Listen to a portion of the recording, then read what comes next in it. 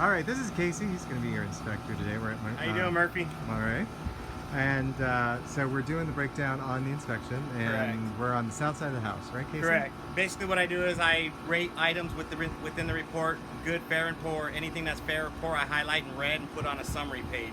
Reasons why those would be fair or poor: something that's damaged, broken, code violation, leaking, not operating, missing, or something I just want you to know is existing so you can monitor it while you own the house. Okay. First item is up on the roof. There's two items up on the roof. One being that there's some water pipes that are laying on the roof surface that need to be sitting on 2x4s and elevated up off the roof surface. Okay, so those are basically sitting on top of the. It's a foam Sitting on roof, foam. right? Sitting on foam. And then there's three areas where they've put flashing that go around gas pipes or electrical conduits that are sitting on top of the foam that are not sealed. Okay, technically that flashing should be on the plywood, and then the roofing material go over the top of those flashing. So if I understand correctly, the pipe comes up through a plywood. Is that kind of how it works? It comes up through the ceiling, and then usually there's a flashing that wraps around that pipe and gets connected to the actual roof membrane. Okay, and then you either put shingles, rolled material, foam. You put all the roofing material over those flashings so that there's no point of water intrusion. Okay. Okay, and there's a couple areas up there. There's three different flashing that are sitting on top of the foam that need to be sealed, and that's something that you'll have to monitor to make sure that sealant doesn't deteriorate. So it just gives you more of a maintenance factor rather than if it was done properly, you wouldn't have to worry about it. And were they sealed before, and they've just There's one that is sealed and two that are not sealed. And is that something that's fairly easy to do at this point? Yeah. Just get it sealed? Yeah, Okay. you're just gonna have to monitor it, that's all. Okay. Inside your sub-electrical panel, there's a wire that's not being used that just needs a wire nut on it. So that's an easy fix. It's just it's more of a prevention thing. And this means when you take that panel off, you see it just sitting there. That's why we're not going through it right now on the Okay. phone, so I don't have to unscrew the panel. Okay. Exactly. Where is that panel, by the way? It's inside the entry closet. That's a Okay. sub panel. You got Oh, a main panel right here on the south side of the garage, and you got a sub panel that's inside the entry closet in the entryway of the main house. Okay, that's the one the guys want to put a mirror in front of. Okay. Okay, number 4 has to do with this hose bib. This hose bib on the south side of the garage here drips continuously, so it just needs another hose bib on there. So that way we are in a drought. Drought tolerant. Okay. What's up next? Exterior window and gates here. Both gates on the sides of the house, okay? They're required to self-close because you have a pool in the backyard, but they're also required to have a latch. And if you see here, this gate will just go all the way through. No latch. So it just needs a latch on this gate. The gate on the north side of the house also needs a latch, but it's also in contact with the earth, so it's not even self-closing because it's dragging on the dirt. Okay, So they need to when you have a adjust. pool in the backyard, you can't just have inviting people to come into your backyard and possibly drown in your pool. So that's why it needs to be latched and self-closed. You are really no fun. Come on. What's a pool for if you're not going to drown some people in it? What I noted here is, and it looks like it might have been repaired on this side, but in the corner of this wood framed window right here on the south side of the kitchen here, there's some wood rot right there, some damaged wood. It looks like there might have been some wood filler applied here. Might need a little bit more on this corner because it's a little bit soft and damaged. Okay, and that's right here. Oh, I see. So that's Okay.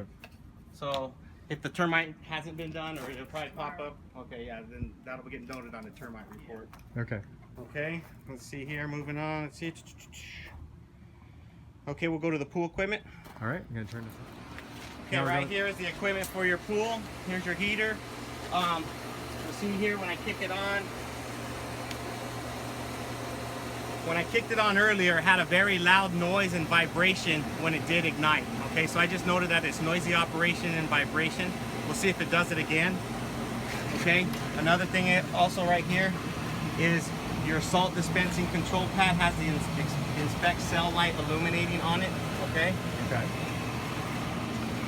Another thing I noted here as well is, this is minor, but there's a couple areas where the plumbing's been replaced. Yeah, you hear that noise?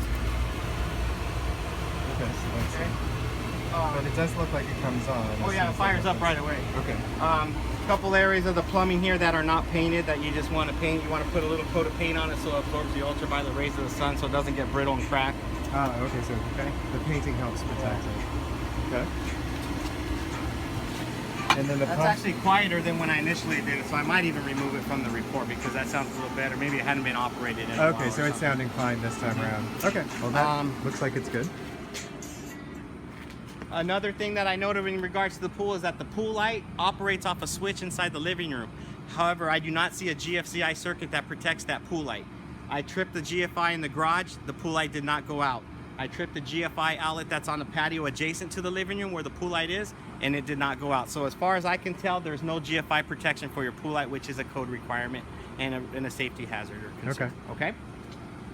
All right, the garage is Okay, actually the garage locked, so door we're got not going to shut. go in. But The only thing I was going to note is that inside the garage, it's set up for a gas dryer, and the gas pipe does not have a shutoff valve, so you'd have to get a shutoff valve and purchase that before you can just slip a dryer in there and think it's going to turn on. you had also mentioned that you saw that the washer and dryer were stacked, but I they don't may not inspect be... washer and dryers as part of my inspection. I just stay away from that personal property, but it does look like these washer and dryers are stacked on top of each other, but they do not appear to be a stackable type unit. Okay, so I've had a client in the past tell me about that, and the top unit fell off during its operation, so I just want you to be aware of it. I did measure, there is room to slip them side by side. Okay, or they could also look into if they want to keep it up there, either Somehow securing attaching it it, somehow. But just as a FYI. Yeah, they're two wanna freestanding pay units that attention are to those sitting on things. top of one another. Okay, where are we up Okay. to next? Inside the house. Okay, we're back inside the house. We're back inside the house now.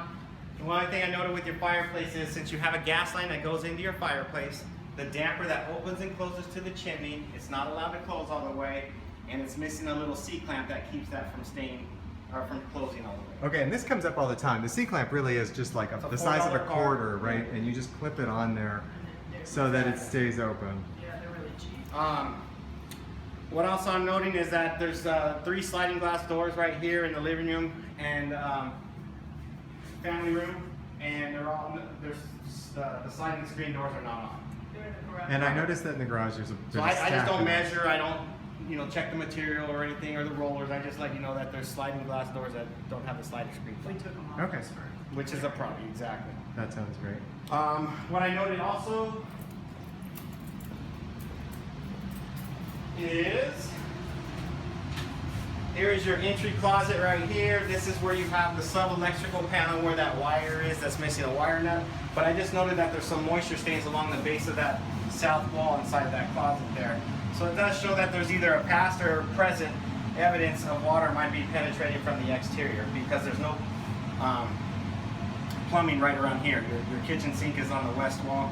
So this looks like maybe from hosing down the patio, perhaps it could be some water intrusion. Not currently wet anyway. It's dry on my meter today, but it is a stain. Okay, got it? Okay? It doesn't have any hanger rod. So if you wanted to hang any clothes in here, there's nothing to hang any clothes on. So you'd have to do either a built-in or install a rod. Okay. Okay?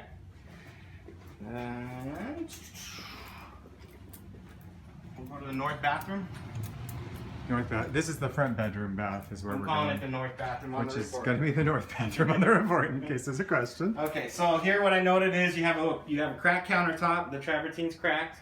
Okay. Okay. The window that's inside here, it's a crank style window to allow ventilation, but there is no crank assembly. The crank assembly's been removed, so there's no way to open that window by hand unless you take off the screen and push it out. Then you have to go back outside and push it in. Okay. Okay, but right now there's no security at all. Okay. So it's not locked, it's not No. unlocked, it's just... It's missing the whole crank assembly. So you could just push it open if you wanted Correct. to. Okay, and this is the crack. I mean, it looks like the crack was filled, so it's a crack, but a filled crack. Well, it's profiled here though. Oh, it has a little profile. Okay. Okay. But, yeah. Okay. I mean, it kind of looks like it, when they installed it, they knew it was there, and what they did is they caulked it. So Okay. I'm just pointing around again. Okay. Okay, moving to the south bathroom. South bathroom being the Hall bathroom. hall bath. Okay. Okay. I'm just loving your descriptions. I left this filled up. The spa tub does not have the stopper, so I used a towel to plug up the drain. Very high tech. Okay, but it never kicked on. Turning it on, the pump never kicks on. This is new, right? Okay. Okay. I opened the access panel inside the adjacent closet, and there is no, I didn't see any electrical, I didn't see an area where like the pump was unplugged. I didn't even see the pump. I can only see a little bit of the plumbing. Okay. But Okay. I left it open, I left it filled up so that you could see that it didn't turn on. Okay, so that's not totally functioning. Okay. Correct. Here also the sink, or I mean right here, this is a GFI outlet that is not grounded. So it's not going to function as a GFI. It's not going to trip if something becomes in contact with it, water. So The G and GFI is called The ground. grounded part is So this needs missing. to be grounded. I'm sure the wiring's in the wall here. I think they just got to pull it out, make sure the wires are connected back properly, and put it back Okay. in. Because there's an outlet right here on the south wall, GFCI outlet, that does function properly. Okay. Okay, but you need this one to function properly. Okay. Okay. We've also stepped back in here just to take a look. This is the crack that is above the light fixture, which In the master bath. in the master bath, but you know, it kind of disappears at about this angle, so you only see it for a little while, but it's there. Okay. The only other thing I noted in the interior living area is there's no smoke detector in the hallway outside the bedrooms, and this carbon monoxide detector did not operate, so it's going to need new batteries. Yeah, and we talked to the listing agent about that because there's another one over in that far part of the living room that's the I don't same care way. about that. I only care about the bedroom part. Okay. There's no one sleeping over here. Okay. Okay. Moving on to the kitchen. There's one in each bedroom. Yeah. They all work. They're hard. Well, and that'll pass as smoke and fire. You know, it'll happen before close, so it's not a big deal. The only thing I noted here in the kitchen is the faucet spray wand to your sink has a damaged trigger. It does not operate. So I just noted that. Okay.